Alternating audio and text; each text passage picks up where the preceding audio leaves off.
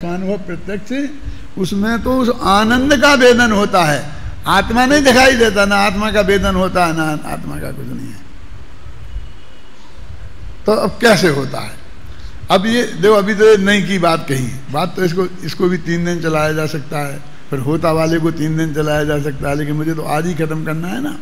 तो वो कहते हैं कि अनुभव कैसे होता है। सुनो, अब हम क्या क्या करते हैं प्रयत्न, इसमें क्या लिखा है देखो, पेज नंबर 340। यहाँ पर जो आगम और अनुमानादिक परोक्ष ज्ञान से आत्मा का अनुभव होता है,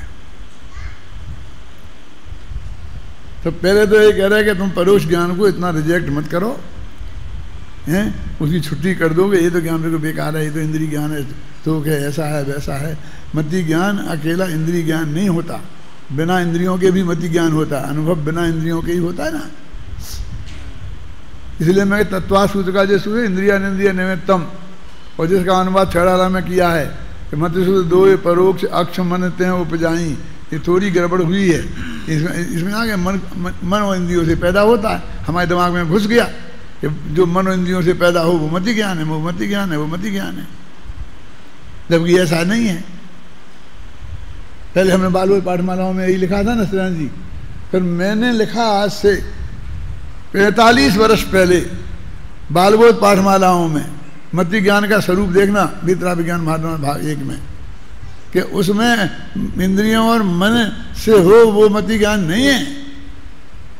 मति ज्ञान आत्मा में होता है, मति ज्ञानापन कर्म का सेवन जो भी है होता है, और उसमें इंद्रियों और मन निमित्त होते हैं।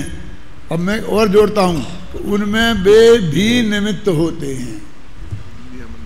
हाँ, ना हो तो ना हो, है ना, परापेक्ष ऐसा है उसमें क्लियर।